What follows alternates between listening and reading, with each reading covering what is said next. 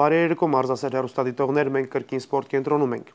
Շարունակում ենք ամփոփել մրցաշրջան 2014-ը։ Այսօր տաղավարում հյուրընկալել ենք Հայաստանի ձյուդոյի ֆեդերացիայի փոխնախագահ եւ գլխավոր քարտուղար Դավիթ Խիթայրանին։ Բարերեկո։ Բարերեկո։ Դավիթ, 2014 թվականին ձեր մեծահասակների հավաքականից աչքի ընկավ միայն 60 կիլոգրամ քաշային Հովհաննես Դավթյանը, նա Եվրոպայի առաջնությունում երրորդ տեղը գրավեց եւ բրոնզե մեդալի արժանացավ։ Մյուս ձեր ձյուդոիստները անհաջողության մատնվեցին եւ Եվրոպայի ու աշխարհի առաջնություններից այլևս մեդալ չեղան։ Ինչով է պայմանավորված, որ ձյուդոն լինելով Հայաստանի մենապայքարային մարզաձևերից ամենամասսայականը եւ ամենատարածվածը մեդալների առումով զիջում է։ Եվրոպայի եւ աշխարհի առաջնություններում մեդալներ այդքան չկան։ Շնորհակալություն հրավերի համար, նախ պետք է ասեմ, որ պետք է հաշվի առնենք մի քանի փաստեր, մասնավորապես խորհրդային միության փլուզումից հետո երևի միակ կամ սպորտաձևն է ձյուդոն Հայաստանում, որը կարողացել է ապահովել վերելք։ Այսինքն այն մեդալների քանակը Եվրոպայի աշխարհի առաջնություններում երիտասարդական եւ պատանների, որոնք մենք ունենք, խորհրդային միության տարիներին մենք չենք ունեցել։ Մնացած մարզաձևերը պետք է ասեմ, որ հակառակը խորհրդային միության փլուզումից հետո որոշակի անկում ապրեցին, հիմա նոր վերջի տարիներին զարգացում է գնում։ Դա խոսում է նրա մասին, որ ձյուդոն իսկապես Հայաստանում առաջընթաց է ապրում, բայց մեդալների քանակով զիջում ենք մյուս մեր մասսայական հենակետային մարզաձևերին,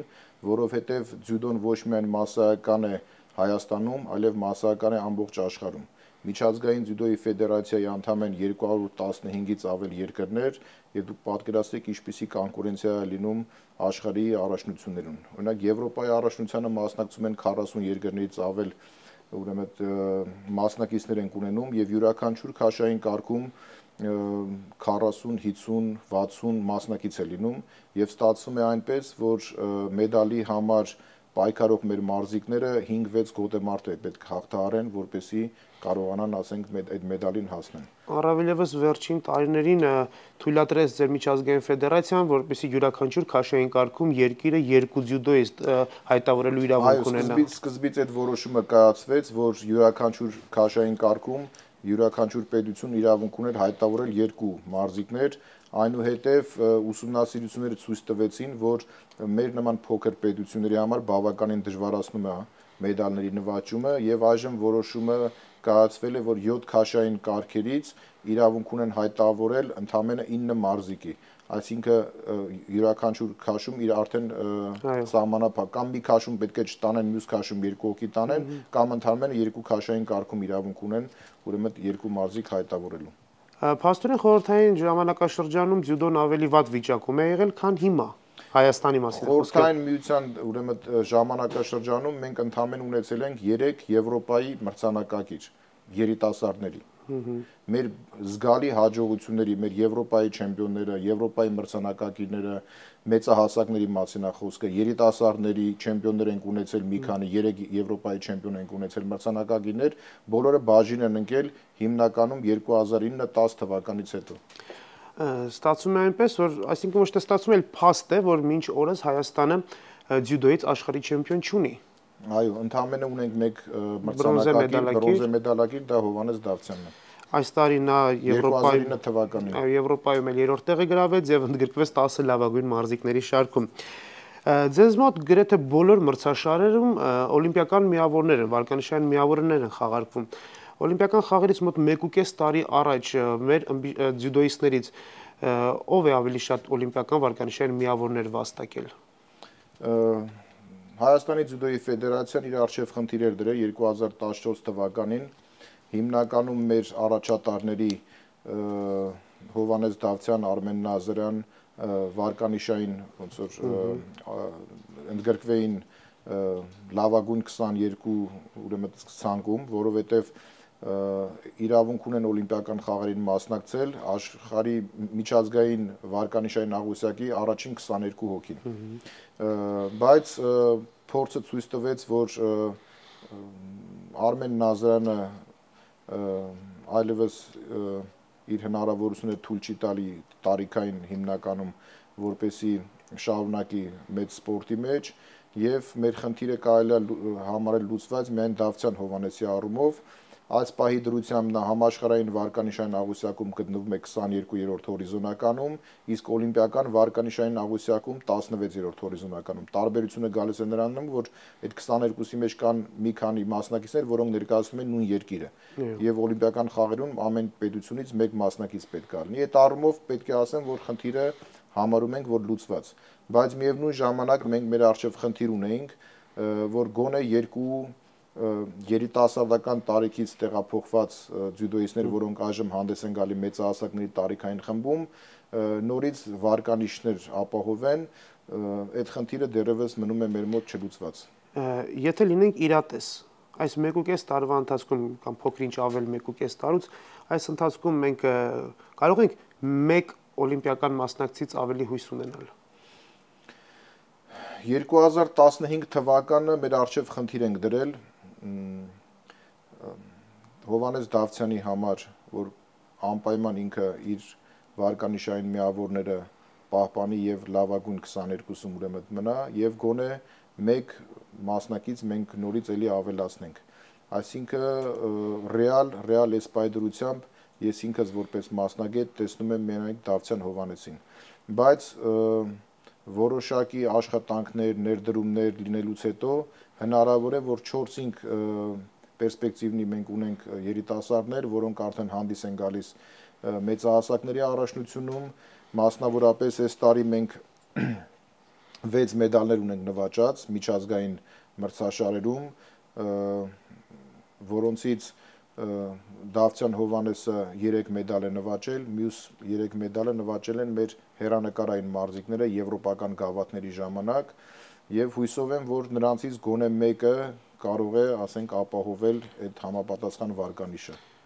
Հուսանք, որ երիտասարդներին կհաջողվի եւ նրանք նույնպես կարողանան օլիմպիական ուղեգիր նվաճել։ Քիչ առաջ ասացիք, որ Արմեն Նազարյանը կրկին վերադարձել էր այս տարի ուժերը փորձեց աշխարհի առաջնությունում։ Մինչ այդ նա հայտարարել էր, որ այլևս հանդես չի գալու Հայաստանի հավաքականի կազմում։ Մեկ տարի անց նա մտափոխվեց եւ նորից վերադարձավ, այս անգամ ավելի բարձր քաշային կարգում, մինչ այդ նա հանդես էր գալիս 66 կիլոգրամ քաշային կարգում, եթե չեմ սխալվում, իսկ այս տարի նա 73-ում իր ուժերը փորձեց, որ մրցաշարերին մասնակցեց եւ ինչ արդյունք արձանագրեց։ Արմեն Նազարյանը, դուք ճիշտ եք ասում, 66 կիլոգրամ քաշային կարգում էր վերջի տարիներին մասնակցում, ամենադեպս վերջի օլիմպիական խաղերին եւ մինչ օլիմպիական խաղերը, այնուհետև հայտարարեց, որ մեծ սպորտը ուրեմն ավարտում է եւ միայն ակումբային մակարդակի մրցումներում կմասնակցի։ Բունդեսլիգայում էր հանդես գալիս, գերմանական Բունդեսլիգայում էր հանդես գալիս եւ երևի քաշը փոխելուց հետո 73 կիլոգրամում իրեն լավ էր զգացել եւ ցանկություն հայտնեց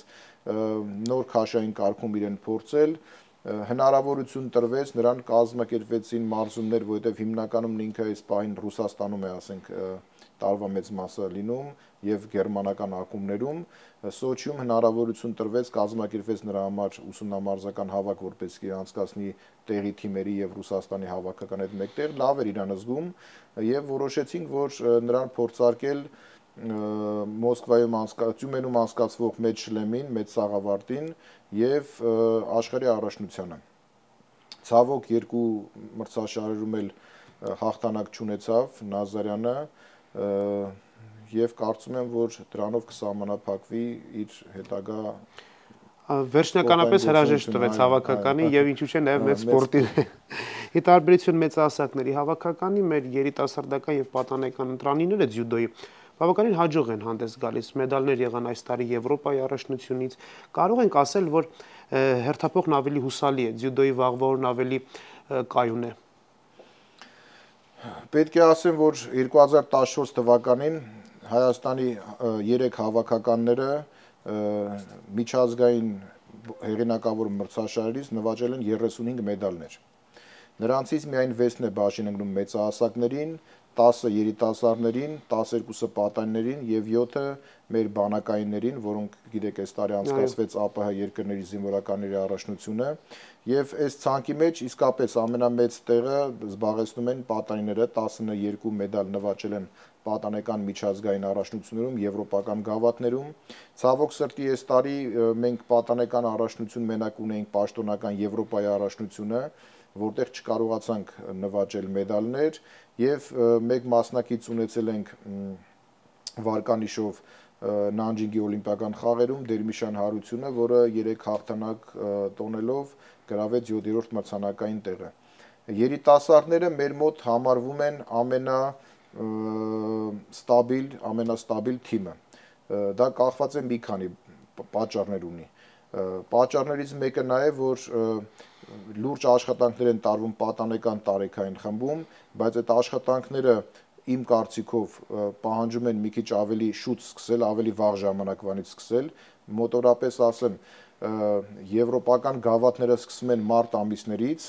մեր մոտ հիմա պատանիների մոտ էլ է, այսինքն Եվրոպայի առաջնությանը վիճակահանությունը կատարվում է ըստ վարկանիշի։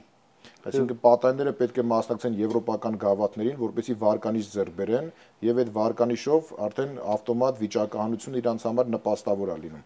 Այսինքն եթե մենք պետք է մասնակցենք այդ եվրոպական գավաթներին։ Եվրոպական գավաթների խաղարկությունում միավոր վարկանիշային միավոր վաստակած ձյուդոիստները Եվրոպայի առաջնությունում ավելի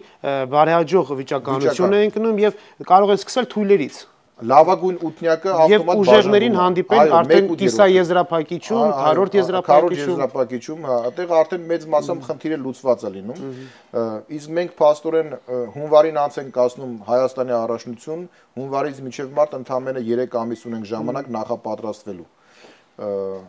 Դրա համար շատ կարճ ժամանակ է եւ չենք կարողանում թիմը լավագույն ձևով նախապատրաստել, բայց աշխատանքը մինչեւ տարվա վերջ տանում ենք եւ այն երեխաները, պատանիները, որոնք այդ տարի չեն կարողանում մեդալներ նվաճել,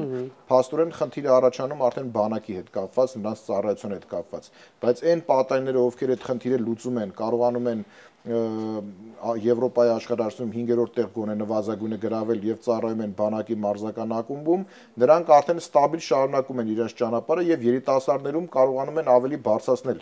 իրենց արդյունքները։ Դրա համար մեր մոտ ամենաստաբիլ արդյունքը դա երիտասարդական տարիքում է լինում եւ մեծահասակներում արդեն ուրիշ խնդիր է։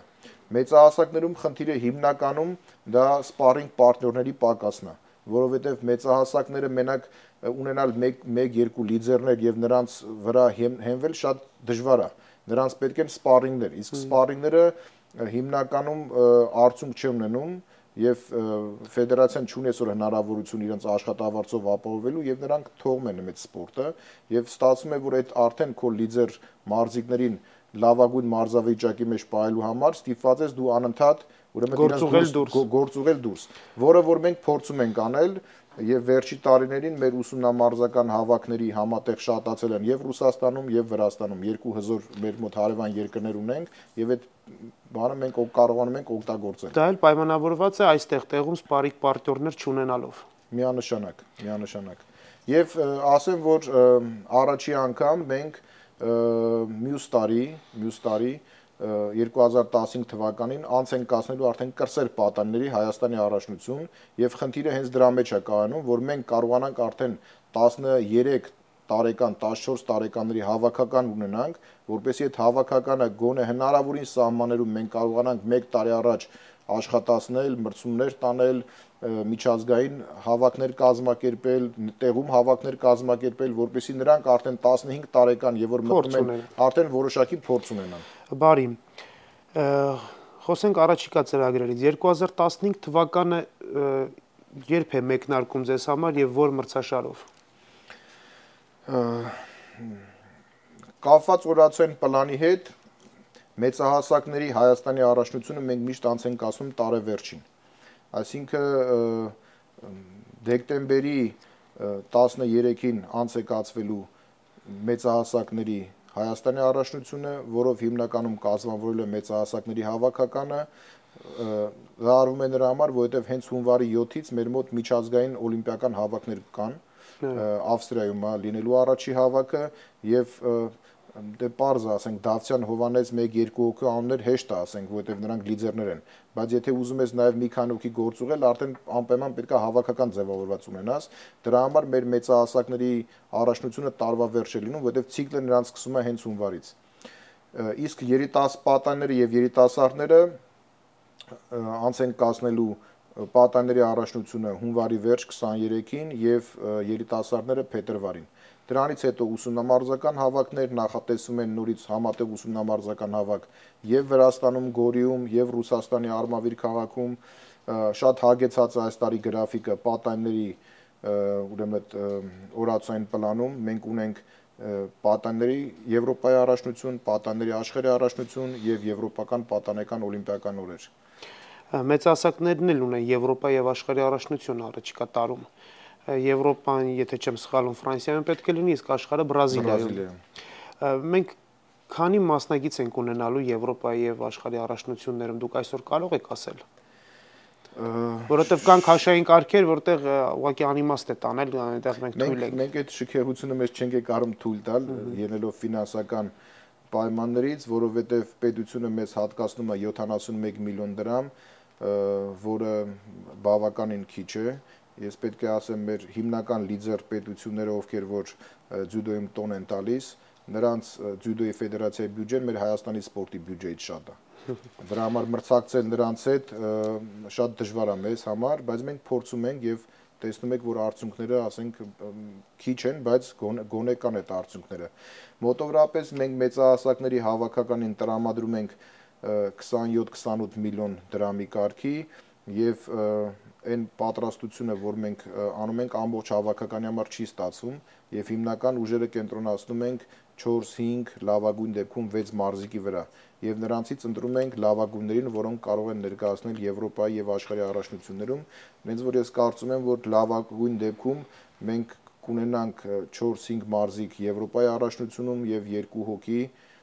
աշխարհի առաջնությունում։ Խոսենք կանանց ձյուդոյի մասին, եթե իհարկե կա Հայաստանում կանանց ձյուդո, աղջիկների խմբակներ կան, աղջիկ մարզվողներ ունենք։ Ինչու չենք կարողանում զարգացնել, որովհետև որքան էլ մենք ասենք, որ Հայաստանում մենթալիտետի խնդիր կա, աղջիկներ, մենք ունենք վառ օրինակ ծանրամարտը։ Մեր ծանրորդ աղջիկները բավականին հաջող են հանդես գալիս եւ մեդալներ են նվաճում։ Ինչու հնարավոր չէ ձյուդոյում էլ զարգացնել աղջիկների ձյուդոն։ Հնարավոր է, այդ բան չկա, որ հնարավոր չլինի։ Ուղղակի զարգացնելու համար զարգացման ծրագիր է պետք եւ այդ ծրագրի տակը ֆինանսավորում է պետք, որովհետեւ լուրջ կոնկուրենցիա է այստեղ ծավալվում, քանի որ մենք մի քանի տար առաջ ունենք լուրջ հավաքական, որոնք եվրոպական պատանիների առաջնությունում, աշխարհի առաջնությունում երիտասարդական անգամ մենք ունեցանք մեդալներ, բայց դրանից հետո մենք չկարողացանք այդ թիմը պահել, որովհետեւ տվյալ դեպքում աղջիկները եւ տղաները սնվում են մեկ բյուջեից։ Իսկ զարգացման համար իմ կարծիքն եմ ես ասում, առանձին բյուջե է պետք եւ այդ ներդրումները պետք է շարունակական մի 4 տարի գոնե ապահովենք մենք իրանց, ասենք հիմա մենք չունենք լուրջ հավաքական մեծահասակների եւ երիտասարդների։ Հիմնականում ես անուններ չեմ ուզում ասեմ, 2-3 հոգի են, որոնց տարվա մեջ 1-2 հնարավորություն ընձեռնում ենք իրան միջազգային ֆեդերացիայի կողմից կամ եվրոպական ծրագիր ենք ներկայացնում զարգացման, գործուման ծախսեր իրանց կազմակերպություններ են անում, բայց առանց արդյունքի այս մի տարվա մեջ մի քանի հատ մրցաշար են մասնակցել, մեկ հաղթանակ չեն ունեցել։ Դե պատկերացրեք, եթե մեր գումարը չի երիկում այն տղաների վրա դնենք, ովքեր որ մեդալների ակնկալիքներ ունենք, իրանցից գումարը վերցնենք տանք աղջիկներին զարգացման համար։ Մրցակցություն է այստեղ գնում եւ մեզանից պահանջում են մեդալներ, մենք ուզում ենք մեդալներ բերենք, դրա համար այդ գումարը չենք կարող դնենք։ Իսկ եթե լինի զարգացման ծրագիր եւ դրա տակը լինի առանձին գումար, 4 տարի մենք կարողանանք պատանիների հավաքական ձևավորենք, ասենք մոտորապես 10 հոգի, 12 հոգի, նրանց վրա այդ գումարները դրվի ստաբիլ ուսումնամարզական հավաքներ, թույլ մրցումներ, ուսումնամարզական հավաքներ, մի քիչ ավելի բարձր կարգի մրցումներ, ես հույսով եմ, որ 3-4 տարի հետո մենք արդյունք անպայման կունենանք։ Այսօր եթե գումար կա, ուրեմն նպատակարար է գտնում ծախսել դա պատանիների, երիտասարդների եւ մեծահասակների տղաների հավաքականների վրա, որտեղ աղջիկները մեղմ ասած թույլ են։ Հիմնական փաստը սենց ասեմ, հիմա Հայաստանի մեծահասակների առաջնությունն է, ուրեմն թույլատրել ենք պատանեկան տարիքից սկսած մինչև մեծահասակներ մասնակցելու Հայաստանի մեծահասակների առաջնությանը։ Աղջիկների մասին է խոսքը։ Աղջիկների մասին է խոսքը։ Ընդհանրապես երևի 12 հոգի մարդ կա մասնակից։ Ամբողջ տարիքային խմբերը միասին տարիքային խմբերը միասին վերցած 12 հոգի մարդ կա։ Ստիպված մենք երկու քաշ ենք անցկացնում, 52 + 52, որ գոնե յուրաքանչյուր քաշային կարգում ամեն մեկը 3 հատ գոնե գոտե մարդ տանի, որ փորձ է, որտեղ Հայաստանի առաջնությունում ես չեմ պատկերացնում մեկ հաղթանակով, ասենք Հայաստանի չեմպիոն դառնալ։ Դա ես համաձայն եմ։ Խոսենք մարզիչների մասին։ Լոնդոնի օլիմպիական խաղերից առաջ մեր մեծահասակների հավաքականը մարզվում էր ռումինացի մասնագետի գլխավորությամբ։ 2012 թվականից հետո հավաքականը ստանձնեց Տիգրան Բաբայանը։ Դուք համեմատելու բան ունեք արդեն։ Որ ժամանակ էր ավելի լավ մեր մարզիկների վիճակը, այն ժամանակ, երբ որ ռումինացին էր մարզում, թե հիմա, երբ որ Տիգրանը Բաբայանը։ Խոսքը Ադրիան Կրոյտորի մասին է, ես իրան գնահատում եմ որպես բարձրակարգ մարզիկ, նաև որպես մարզիչ, բայց տվյալ դեպքում Կրոյտորին հիմնականում աշխատեց օլիմպիական թիմի հետ։ Դա սկզբից մոտ 4-5 մարզիկ էր ընդգրկված այդ թիմի մեջ, այնուհետև վերջի տարին մենակ վերջի ամիսները մոտ 6-7 ամիս մնացին մենակ Դավթյանը եւ Նազարյանը։ Ընդհանուր թիմի հետ ինքը չի աշխատել ոչ մեծահասակների հավաքականի հետ, ոչ երիտասարդական հավաքականի հետ, եւ այդ տարիներին մենք 2011-12 թվականներին ունեցանք երիտասարդական տարիքում 2 Եվրոպայի չեմպիոններ, մրցանակակիրներ, դրա համար եւ որ պայմանագիրը վերջացավ Կրոյտորի հետ, մենք թիմը վստահեցինք Բաբայան Տիգրանին, որովհետեւ նա էր ղեկավարում երիտասարդական հավաքականը եւ լավ արդյունքներ ուներ, բնականաբար այդ երիտասարդական հավաքականի մեծ մասը արդեն տեղափոխվել է մեծահասակների հավաքական եւ ճիշտ էր որ իր թիմի հետ ինքը նաեւ աշխատի մեծահասակների հավաքականում բայց եւ նաեւ սխալ չեմ գտնում որ հնարավորության դեպքում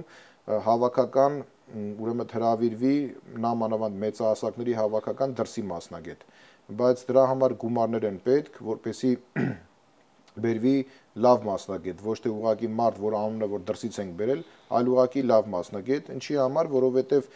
ձյուդոն ինքը մեր մոտ Հայաստանում հիմնականում հիմքերը դրված են սովետական